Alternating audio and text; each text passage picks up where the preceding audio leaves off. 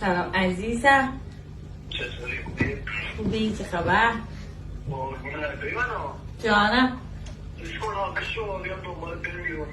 سارا یه حرکتی یه حرکت بزن واسه باشه. دست کن. صدا دوستمه.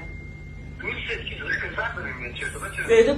صدا دوستمه به خدا. میگم صدا پسر داره میاد. الان صحبت کردن چی داری می‌کنی؟ سارا جان، سارا خانم، خونه دوستمه. سارا قشنگم، صدای پسر میاد. داره میگه دوستمه؟ عشقم، خانومم، به خدا محمد این دختره.